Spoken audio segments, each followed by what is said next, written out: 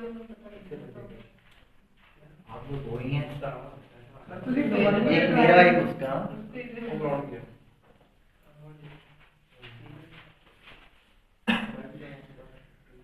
चलिए लिखिए इसके बारे में।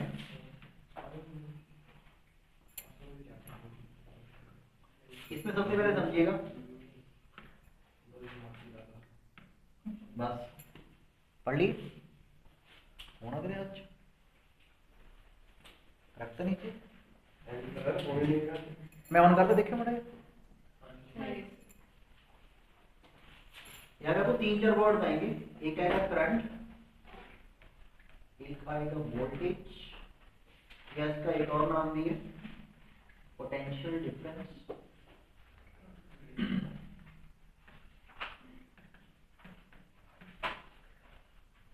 और तीसरा आपको वर्ड आएगा दैट इज चार्ज।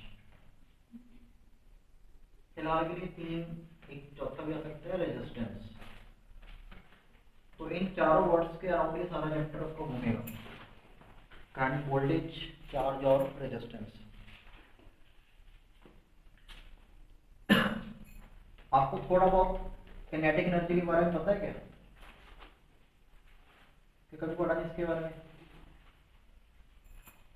सुना हुआ है? देखो कॉन्सेप्ट बड़ा आसान है किनेटिक एनर्जी का। मान लो ये ग्राउंड है, ये की मास m है, m मास है, और ये मूव कर रहा है मान लो 50 किलोमीटर पर आवर से। तो अगर ये मास 50 किलोमीटर पर आवर से मूव कर रहा है तो इसके पास कौन सा एनर्जी है? किनेटिक है ना। किनेटिक कब आता है? क्योंकि बॉडी क्या कर रही होती है, अगर की बॉडी मूव करे तो कौन सा एनर्जी मिलेगा उसके पास? किनेटिक। मान लो इसके सामने एक वॉल आ गई, दीवार, और ये स्टिल 50 किलोमीटर पर आवर से जा रहा है और ये दीवार को टकरा गया तो क्या होगा? तो दीवार या तो फिर कार का कुचुम्बर बन जाएगा, या फिर दीवार क्या हो जाएगी, नीचे गिर जाएगी। दोनों केस में हुआ क्या है कि ये जो कार की एनर्जी है, कौन सी एनर्जी है इसकी? किनेटिक। वो किसको ट्रांसफर होगी? अरे किसको ट्रांसफर होगी? वॉल को ट्रांसफर होगी। कुछ समझे? जब भी कोई मूविंग ऑब्जेक्ट किस चीज से टकराता है तो उसकी एनर्जी को उस चीज को क्या हो जाती है? ट्रांसफर। अब करंट में भी सेम सीन होना है हमारा। अगर आपको ये एग्जांपल आती है तो आपको करंट भी आता है। करंट का क्या सीन है? आपने सुना है अबाउट इलेक्ट्रॉन्स, हम लोग केमिस्ट्री में पढ़ के आए हैं। आपको वहां पे समझाया था कि एक मेटल होते हैं, एक क्या होते हैं? Non metals. मेटल कौन से होते थे? हम किसको मेटल बोलते थे? जो इलेक्ट्रॉन लूज करते थे या गेन करते थे? तो लूज करेगा इलेक्ट्रॉन। जैसे एग्जांपल देखिए सोडियम, सोडियम इसका कितना होता है? 28 याद है? 281। तो फटाफट क्या करेगा, एक इलेक्ट्रॉन क्या कर देगा? लूज कर देगा।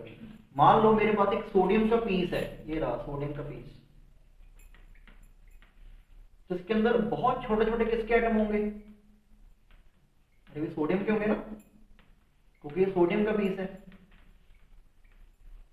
तो इसमें करोड़ों एटम किसके होंगे? सोडियम के होंगे।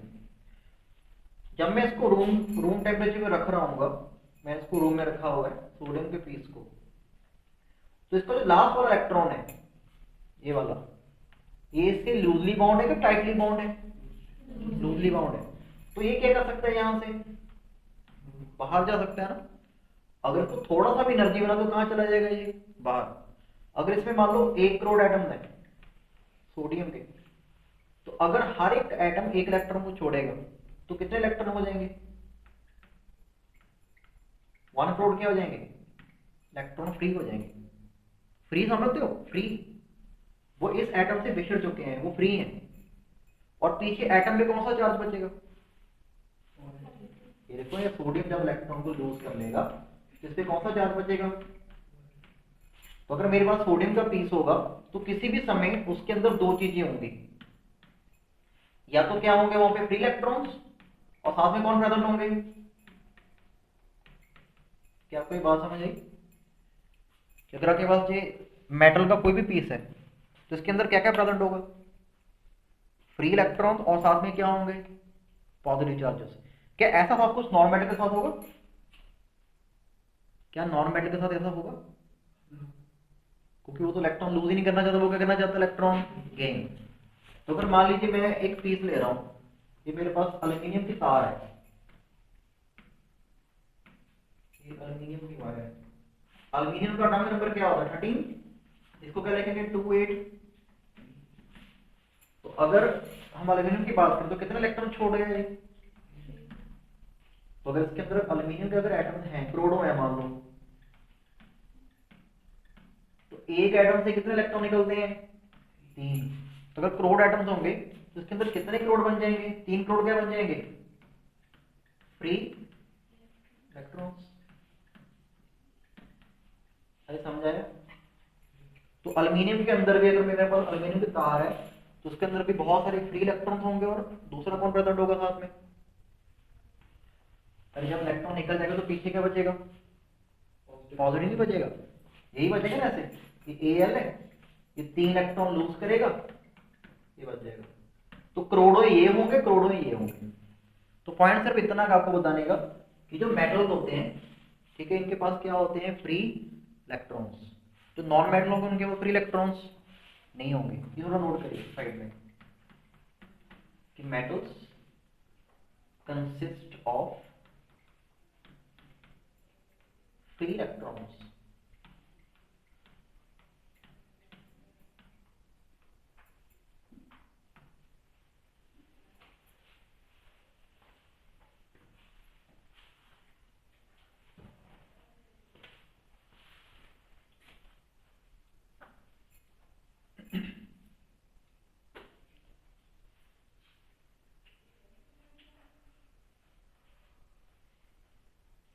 इतना होगा कि चलो आगे।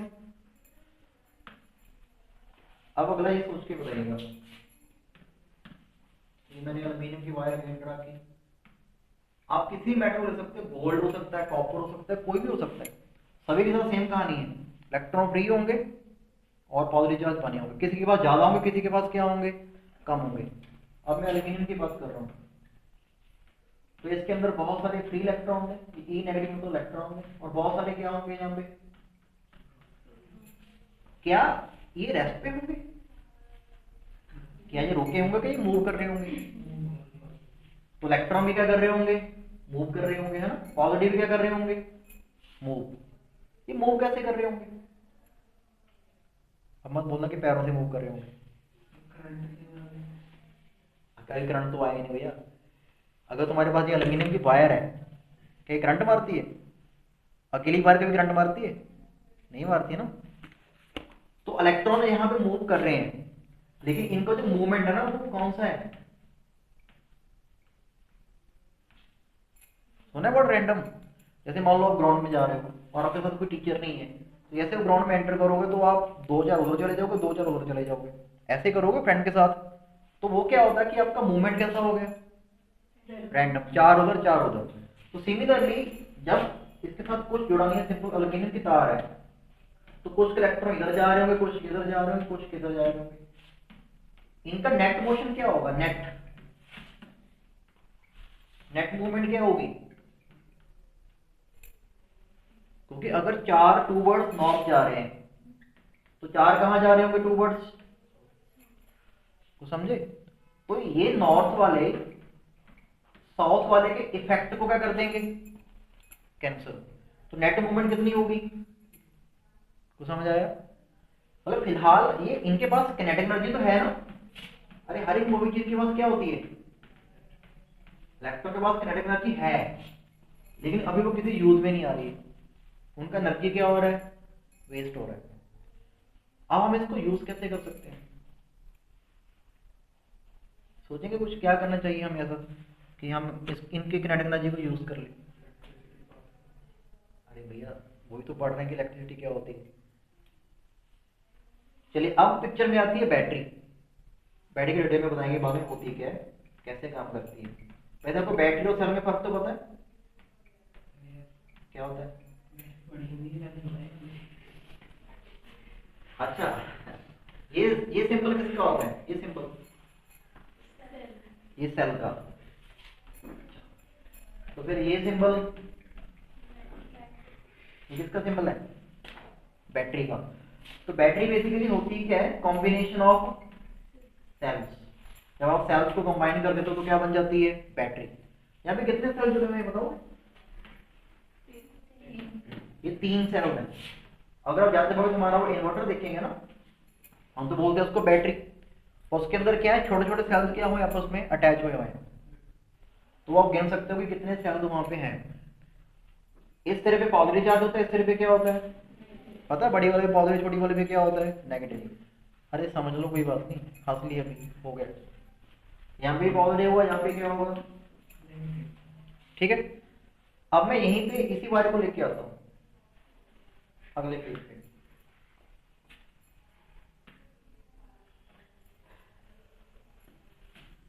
मान लो सेम वायर एल्यूमिनियम की, इसके अंदर इलेक्ट्रॉन है, पॉजिटिव भी। अब मैंने क्या किया? इसको बैटरी से जोड़ दिया। आप सोचेंगे क्या होगा बैटरी से जुड़ने के बाद? ये साइड पे कौन सा चार्ज आ जाएगा? यहाँ कौन सा आ जाएगा?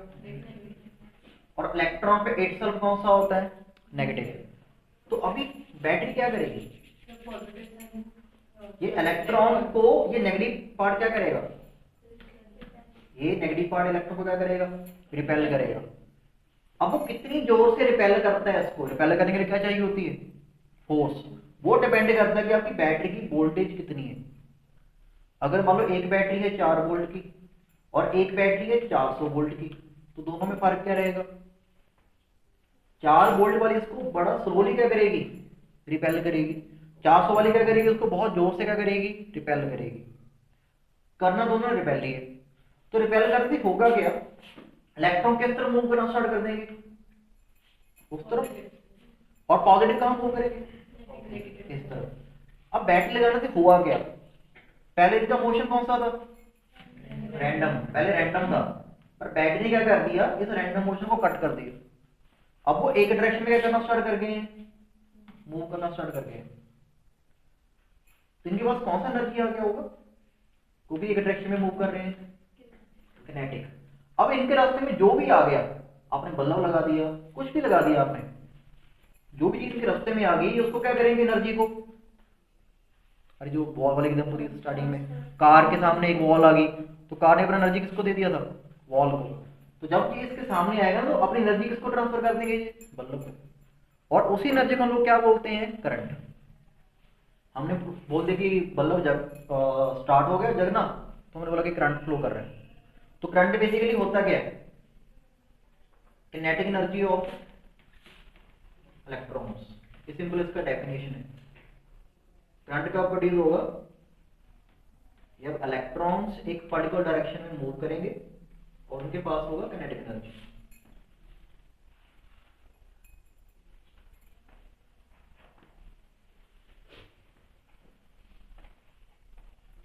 हाँ, एक और लिख देना।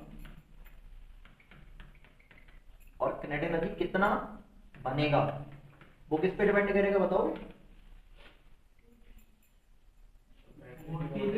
यस, क्योंकि इनको मूव कौन करवा रही है? बैटरी करवा रही है।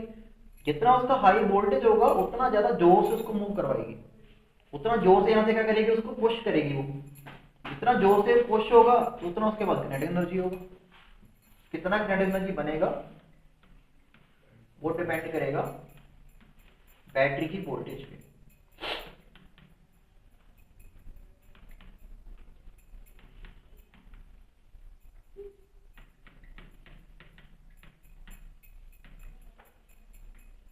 ये सिंपल सी भाषा में आप करंट को समझ सकते हो। करंट बेसिकली बनता है due to movement of electrons. जब इलेक्ट्रॉन मूव करते हैं एक पर्टिकुलर डायरेक्शन में,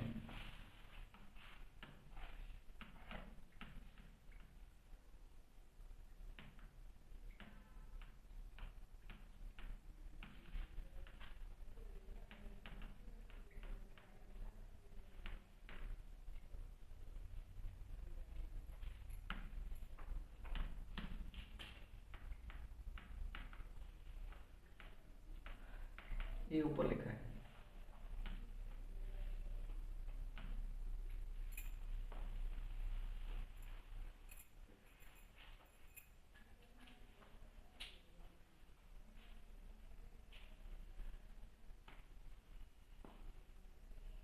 तो बैटरी का सिर्फ एक ही काम है, कौन सा है?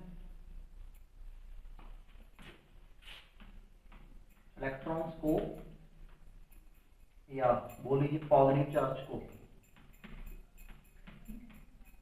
पुश करना।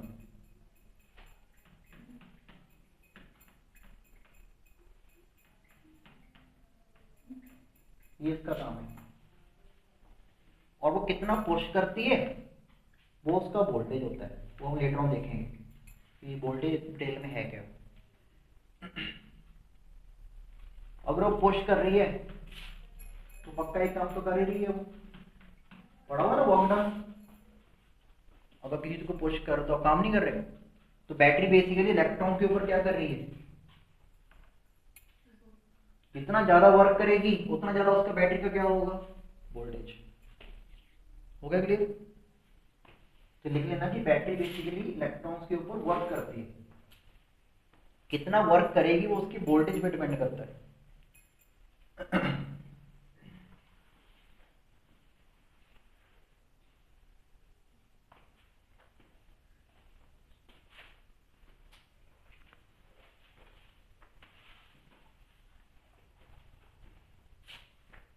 अब इसको थोड़ा देख लीजिए।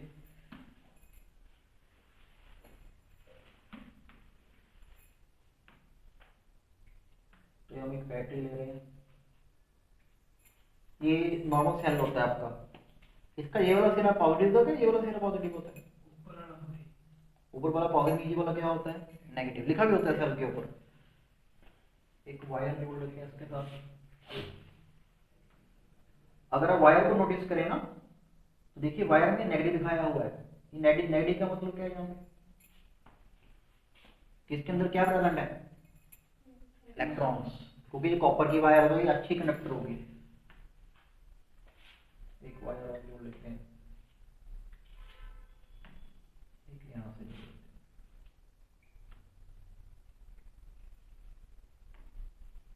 अब ये बल्ब लगा देते हैं। तो ये देखिए जलना स्टार्ट हो गया। जला क्योंकि इलेक्ट्रॉन का मूवमेंट हो रहा है ना। जरा इलेक्ट्रॉन का मूवमेंट का डायरेक्शन देखिए किस तरफ है,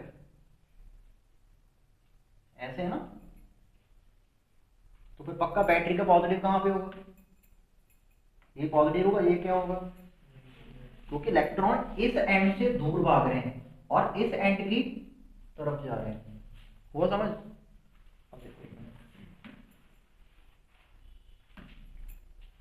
अब देखिए मेरे पास ये जो बैटरी अभी 9 वोल्ट की है, तो ये इलेक्ट्रॉन ऐसे जा रहे हैं सिंपल। अगर मैं इसका वोल्टेज बढ़ाता हूं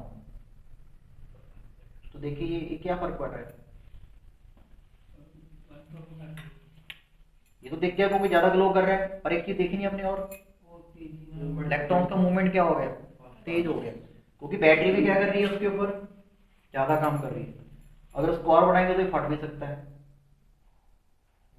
देखो कितना तेज हो गया, तो इसका ग्लो और बढ़ गया, क्योंकि तेज होने से बेसिकली क्या बढ़ रहा है, इनका कौन सा एनर्जी बढ़ रहा है, और उसी को क्या बोलते हैं आप, करंट। तो जैसे जैसे मैं बैटरी का वोल्टेज बढ़ाते जा रहा हूँ, ये वोल्टेज उसका, तो वैसे वैसे मेरा करंट भी क्या करे जा रहा है, बढ़ रहा है। ठीक, इसमें किसी को डाउट तो नहीं रह गया अभी? तो पीछे कर लेते हैं, 120 तक के दे रहा है। आपने ये देखे तो होंगे, ये वोल्ट मीटर वगैरह देखे हुए हैं। ये जो काला वाला सिरा होता है, ये हमें हमेशा लगाना होता है किसके साथ, काला मतलब नेगेटिव, लाल मतलब क्या होता है।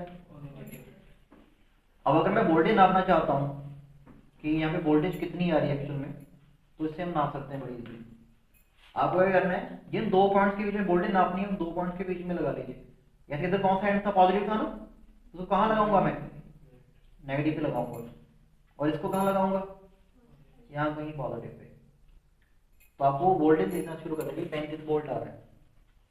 और इस बैटरी का वोल्टेज भी कितना था, ये देखिए 35, मतलब वोल्टेज में कोई चेंज नहीं आ रहा है। अगर मैं इसको उल्टा लगा देता फिर क्या होगा, अब क्या दिखा रहा है वो, क्योंकि वो माइनस का मतलब क्या है कि आपने उसको उल्टा लगा दिया, सीधा करिए। अच्छा एक बार देखिए, अगर मैं इसको यहाँ लगाऊं तो वोल्टेज कितनी दिखा रहे हैं? एक ही। नेगेटिव थी। हाँ सर एक हो जाएगा। हाँ, एक को जगह लगे हुए हैं, एक को ही पासे लगे हुए हैं। वोल्टेज हमेशा दो एंड्स के बीच में निकालते होते हैं। अगर आप ऐसे करोगे तो वोल्टेज कहाँ आएगी आपको? तो इसको हमें यहाँ करना पड़ेगा, या फिर आप यहाँ कहीं भी अटैच कर सकते हैं, आपको वोल्टेज मिल जाएगा। ठीक है। अब ये देखा आपने? अरे ये टीवी वगैरह में देखा होगा, छोटे छोटे छोटे अंदर टीवी जो लगे होंगे ने, देखो टीवी कभी खुला देखा होगा। इसको बोलते हैं रजिस्टर। ये सर्किट में रेजिस्टेंस ला देता है, पर अभी आपको रेजिस्टेंस के बारे में पता नहीं है तो उसको लेटर ऑन देखेंगे। पहले रेजिस्टेंस को पढ़ लेते हैं, फिर उसको देखेंगे ये क्या काम करता है। अच्छा, अगर मैं दो बल्ब लगा दूं एक की जगह पे, तो भी फर्क पड़ेगा आपके अकॉर्डिंग वोल्टेज के ऊपर? कम हो जाएगी? वो सर बल्ब भी लो से देखें। अच्छा मैं थोड़ा करंट भी देख लेते हैं, नोट करना करंट कितना है, फिर देखते हैं कि क्या फर्क आया। करंट कितना आ रहा है? 3.5 एम्पियर आ रहा है। वोल्टेज कितनी थी? 35। ठीक है। अब इसको थोड़ा खोल देते हैं, यहाँ से कट कर देते हैं, एक वाला वो लगा देते हैं।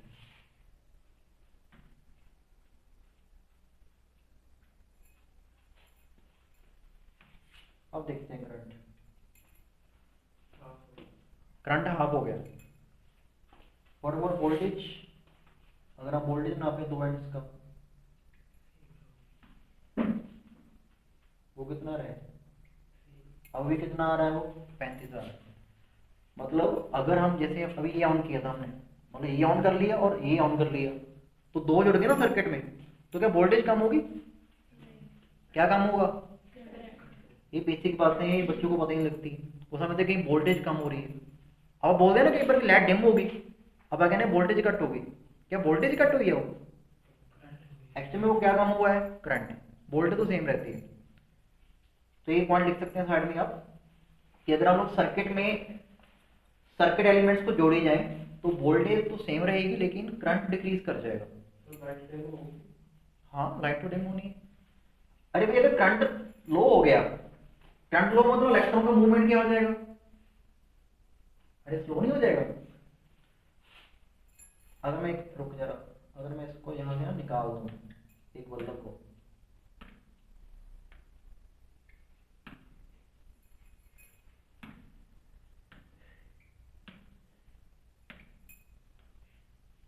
अभी इसको लगा देते हैं। अब इलेक्ट्रॉन की मूवमेंट की तरफ गौर करो, तेज है ना? अगर दूसरे को इंट्रोड्यूस करता हूं, ये देख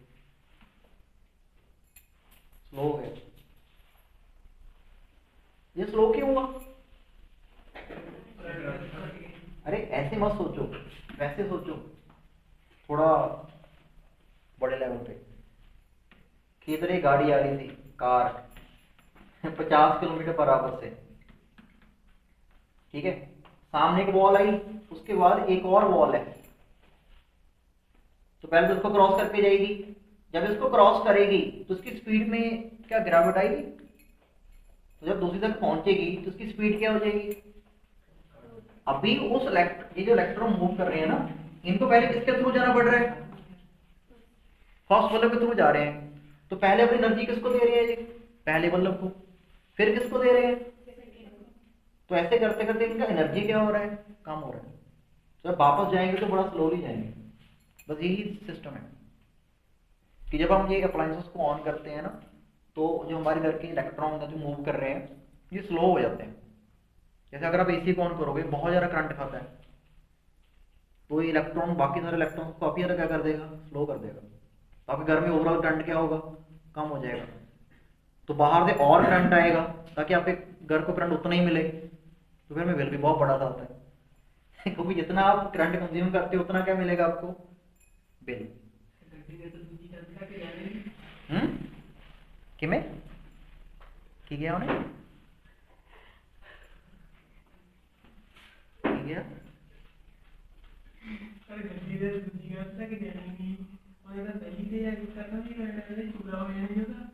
हाँ तो फिर तभी तो वोल्टेज का काम आता है ना, तभी तो भैया 220 वोल्ट आती है तुम्हारे घर में, जो वोल्टेज आती है उस जान बहुत उसमें ना 220 है, ये सिर्फ 15-20 वोल्ट की बैटरी जो लैपटॉप को नचा रही है वो 220 की है। ਇਹ ਜਿਹੜਾ ਸਿੰਪਲ ਧਾਗਾ ਹੁੰਦਾ ਜੀ ਉਹ ਚ ਕਰੰਟ ਤਾਂ ਨਹੀਂ ਆਉਂਦਾ ਜੀ।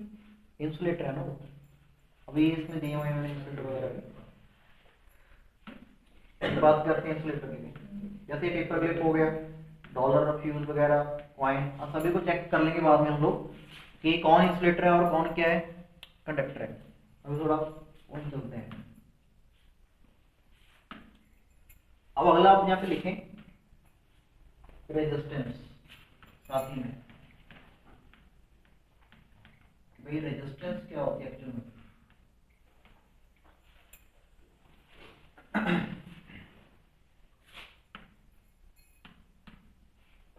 ये मान लो वायर है, हमने इसके साथ बैटरी को अटैच किया है, पॉजिटिव नेगेटिव, ये सिरा पॉजिटिव हो जाएगा, ये सिरा नेगेटिव हो जाएगा, और इलेक्ट्रॉन्स इस तरफ मूव करेंगे और पॉजिटिव इस तरफ मूव करेंगे, ठीक है। अब इतनी सी वायर में करोड़ ऑफ इलेक्ट्रॉन है। इमेजिन करिएगा कि इस बैटरी ने इस इलेक्ट्रॉन को यहाँ पे पुश दिया, इस नेगेटिव ने इस इलेक्ट्रॉन को इस तरफ पुश कर दिया कि उधर जाइए आप, और मान लो एनर्जी कितनी दे दी इसको 300 जूल। मतलब जब इलेक्ट्रॉन यहाँ से जाएगा उस तरफ इसके पास कितना एनर्जी है 300 है। तो मेरा सवाल आपसे इतना ही है, क्या जब यहाँ तक पहुंचेगा क्या इसके पास 300 रहेगी, तो उससे बढ़ जाएगी कि कम हो जाएगी एनर्जी उसकी? वो कम होने का कारण क्या है? तो वो प्रोटॉन के साथ टकराएगा इसलिए, क्योंकि बहुत छोटी जगह है और ऐसे करोड़ों ही इलेक्ट्रॉन मूव कर रहे हैं इस तरफ, और ऐसे करोड़ों ही क्या कर रहे हैं पॉजिटिव इस तरफ मूव कर रहे हैं। जब रास्ते में आते हैं तो आपस में क्या होती है इनकी, ये क्या होता है कोलिजन।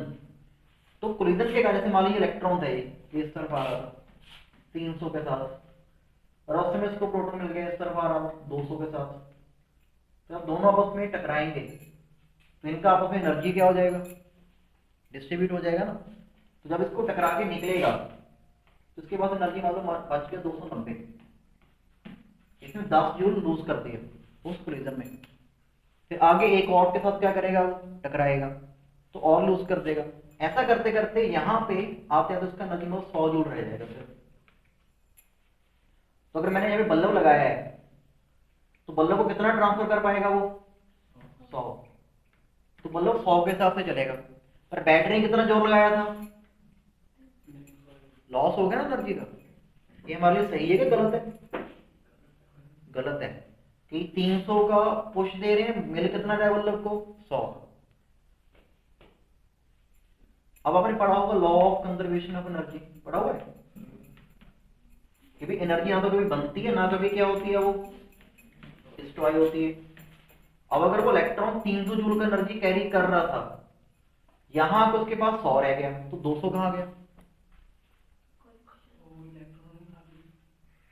मान लिया कि वो कोलिजन हुई, उनकी एनर्जी लॉस होगी, तो अगर वो लॉस हुई है तो कहीं तो गई होगी, तो वो कहां गई?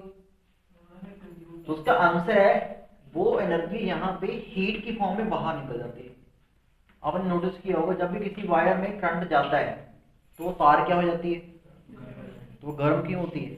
ये जो इलेक्ट्रॉन का कोलिजन होता है, जो एनर्जी लॉस होता है, वही कहाँ चला जाता है? हीट की फॉर्म में। समझे? तो ये जो प्रॉपर्टी है कि भाई इलेक्ट्रॉन का एनर्जी लॉस हो रहा है तो करंट का वैल्यू कम होगा कि ज्यादा होगा? भाई करंट कैसे ज्यादा करो, कितनी तेजी से ये क्या कर रहे हैं मूव।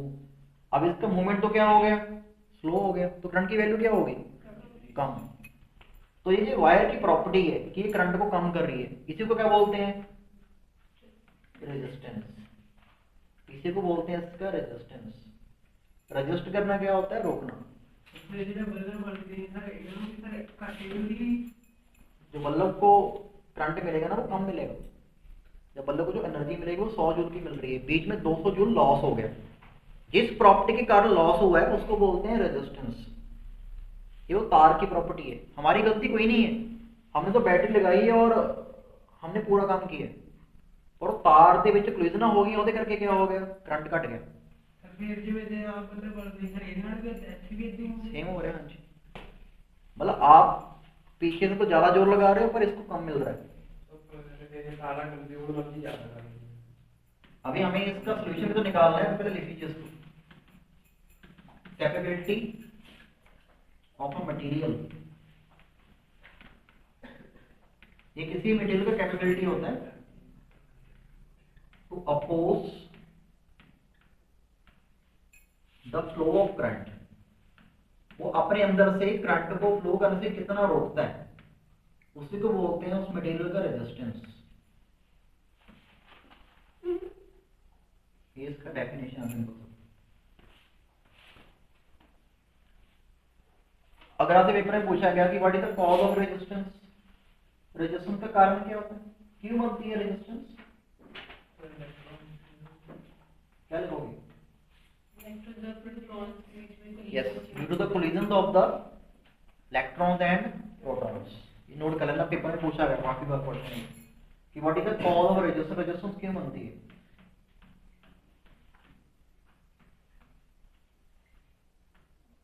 ये हमने आई लिखा है, collisions, due to collisions between electrons and positive ions.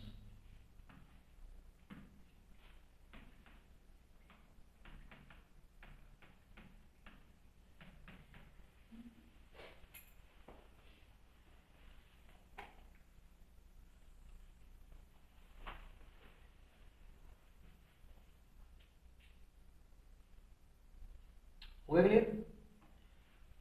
अब अगर हम खोलते चले दोबारा,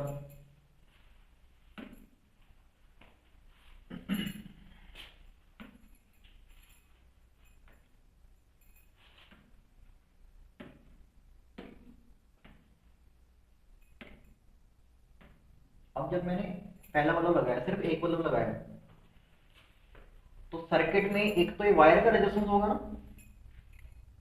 क्योंकि वायर अपने अंदर से इलेक्ट्रॉन को जाने देना चाहती है क्या, वो भी तो रोक रही है ना, कोलिजन हो रही होंगी। दूसरा रेजिस्टेंस किसका होगा, ये बल्ब में से इलेक्ट्रॉन तो फ्लो कर रहे हैं ना, तो यहाँ पे भी क्या कर रहे होंगे कोलिजन्स। तो अगर मैं इसमें एक और बल्ब रिड्यूस कर देता हूँ, एक और साथ में, तो रेजिस्टेंस कम होगा कि ज्यादा हो जाएगा। अगर मैं एक और बल्ब लगा देता हूँ,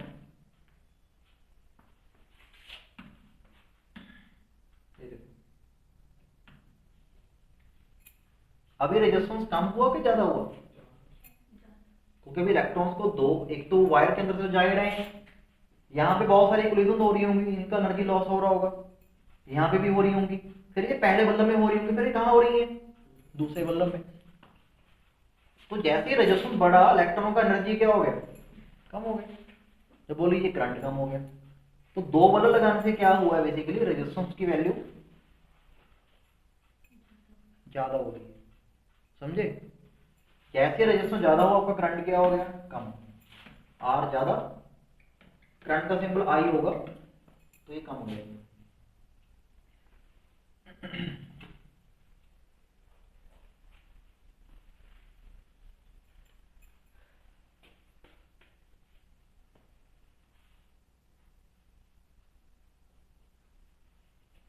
एक जादू दिखाएं,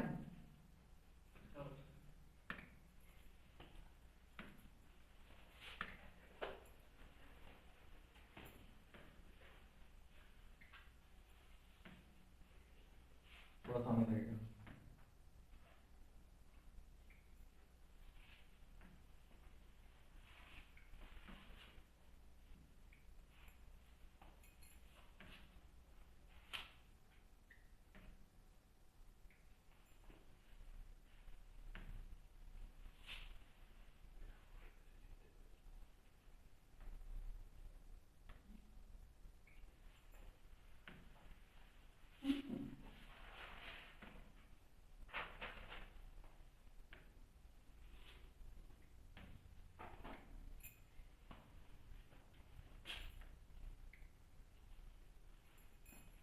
अब देखो,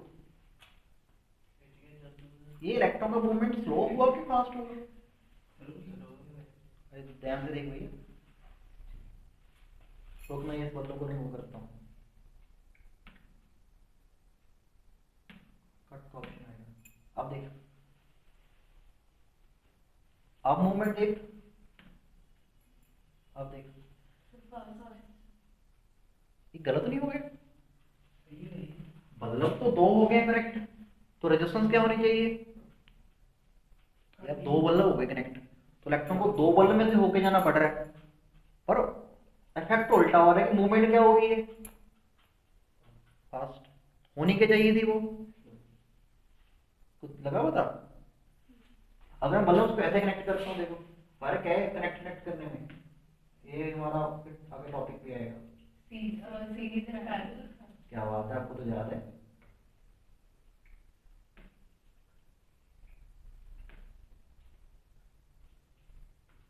ये कौन सा कॉम्बिनेशन है फिर वाला? ये सीरीज है, ये कौन सा है? फर्क है ना। तो मतलब सीरीज में रेजिस्टेंस की वैल्यू क्या कर रही है? इंक्रीज। पैरेलल में क्या कर रही है वो? तो ये हमारा सोल्यूशन आ गया हमारा। हमें प्रॉब्लम क्या थी कि जैसे हम बल्ब्स को बढ़ाते हैं या अप्लायंसेस को बढ़ा रहे हैं तो इलेक्ट्रॉन का मूवमेंट क्या हो रहा है?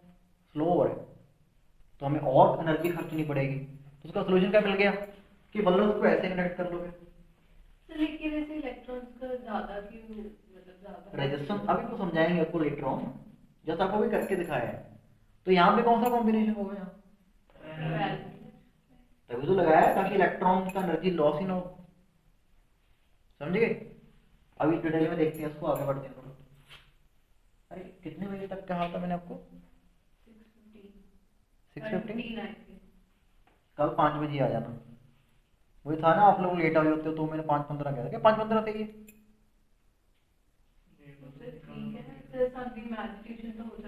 कितने बजे? फिर तो आप 5 बजे आ जाना कल। चलो आगे बढ़ते हैं। अच्छा अब ये बताओ, एक मेरे पास तार है, ये हमारा तो एक तार है लंबाई 2 मीटर की, एक तार है लंबाई 1.5 मीटर की। दोनों को सेम बैटरी से लगा दिया गया, मतलब 10 वोल्ट है, इसको भी 10 वोल्ट से लगाया गया। वैसे हम इसको वहां भी कर सकते थे, चलो यहाँ देखिए। अब ये बताएं इलेक्ट्रॉन कहाँ ज्यादा स्लो मूव करेंगे? तो दोनों जगह सेम मूव करेंगे। क्या दोनों जगह भी एक जैसा स्पीड से मूव करेंगे कि थोड़ा स्लो फास्ट मूव करेंगे? कहाँ स्लो होंगे? तो लंबी वायर है, लंबी तार में स्लो हो जाएंगे क्या? छोटी तार में स्लो हो जाएंगे? छोटी में स्लो हो जाएंगे, क्यों? क्योंकि ज्यादा कोलिजन होगी, स्पेस कम होगी उसके पास। दोनों का एरिया सेम है, इसका भी एरिया ए है, इसका भी एरिया कितना है? अब बताओ। लंबाई में मतलब चौड़ाई में बिल्कुल सेम है, ऑब्वियस ही बात है ना। देखो आप इसको कार वाले कंसेप्ट से समझ सकते हो कि ये दो सड़कें हैं, ये दोनों सड़कें बिल्कुल चौड़ाई में सेम है, 2 वे हैं। 2 वे समझते हो, आ जा रहे हैं दोनों तरफ। ये सड़क मान लो लंबी है 4 किलोमीटर, ये सड़क मान लो 10 किलोमीटर लंबी। यहाँ से कार जा रही है, इधर से भी कार जा रही है, तो कार का एक्सीडेंट होने के कहाँ ज्यादा चांस है?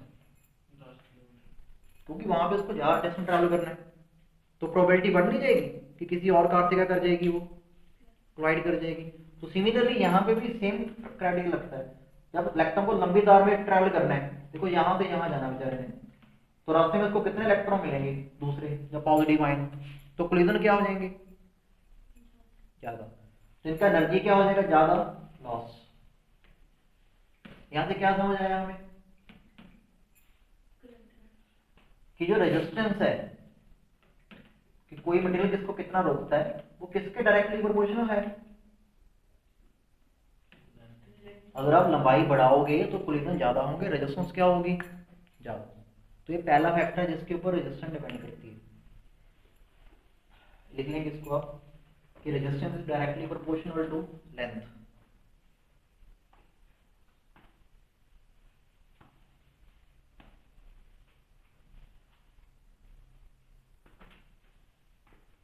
लेंथ के क्यों है? Because number of collision increases.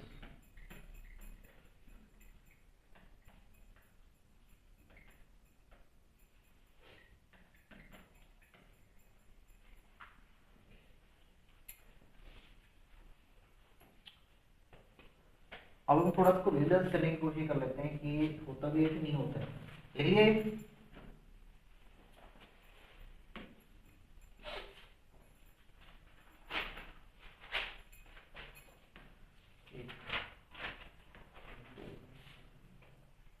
तो मैंने दो सेम बैटरीज लिए।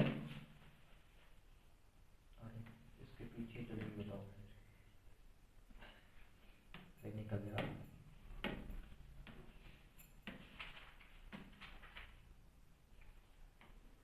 इसको हम लोग कनेक्ट कर रहे हैं एक काफी लंबी वायर से ऐसे, ठीक है, और इसको कनेक्ट कर लेते हैं एक छोटी वायर से ऐसे। इसको इधर से लंबी वायर से करते हैं,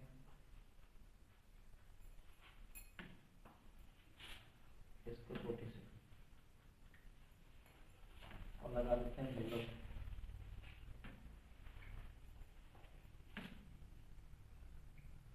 थोड़ा ऊपर हो जाएंगे।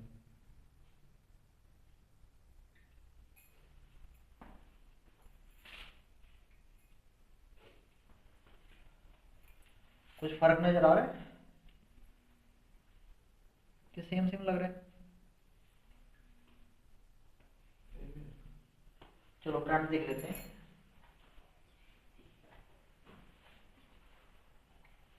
इसमें 0.90,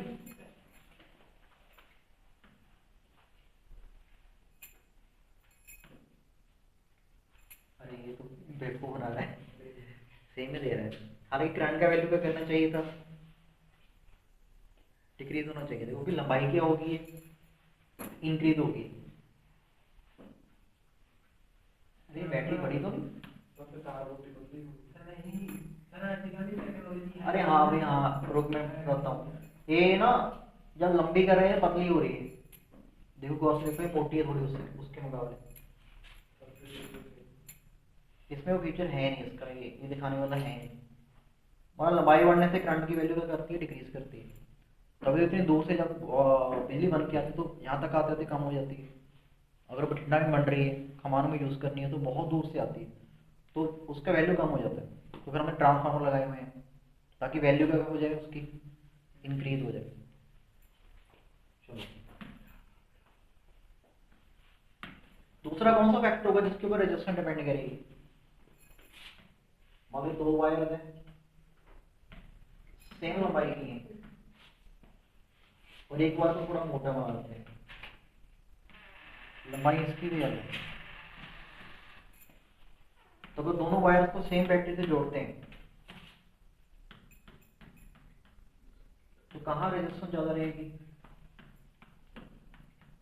तो इलेक्ट्रॉन कहाँ ज्यादा स्लो हो जाएंगे? लंबाई सेम है, इस बार एरिया का फर्क है। इसका एरिया A1, इसके एरिया क्या ले लेते हैं A2। A2 बड़ा है A1 से। अब सोचिए किस तार में इलेक्ट्रॉन्स को ज्यादा स्लो होना चाहिए? सेकंड में स्लो होना चाहिए उसको, कि फर्स्ट में ज्यादा स्लो होना चाहिए? चलो ऐसे समझो, ये दो रोड थे, लंबाई सेम है इस बार रोड्स की, लेकिन चौड़ाई का क्या है, फर्क है। 2-2 किलोमीटर के हैं, ये भी 2 किलोमीटर के। यहाँ कार जा रही है, यहाँ भी कार जा रही है, तो कहाँ प्रोबेबिलिटी ज्यादा है कोलिजन की? किस रोड पे ज्यादा प्रोबेबिलिटी? इस पे है ना। तो फिर यहाँ पे एरिया कम है, यहाँ पे भी एरिया क्या है, तो इलेक्ट्रॉन यहाँ पे ज्यादा क्या करेगा, कोलिजन। इसका मतलब यहाँ पे ज्यादा एनर्जी लॉस होगी, या ज्यादा क्या होगी, रेजिस्टेंस। ये लॉजिक है। यहाँ पे कम होगी रेजिस्टेंस, क्योंकि इलेक्ट्रॉन को मूव करने के लिए जगह ज्यादा मिल रही है, तो कोलिजन्स कम होंगी। ये तो यहाँ क्या पता लगा कि रेजिस्टेंस क्या है, इनवर्सली प्रोपोर्शनल टू एरिया। ये आपका दूसरा फैक्टर है जिसके रेजिस्टेंस फास्ट यहाँ होगी, क्योंकि यहाँ पे कोलिजन्स कम हो जाएंगे, वायर चौड़ाई में ज़्यादा है। बाकी कल ही कर लेंगे।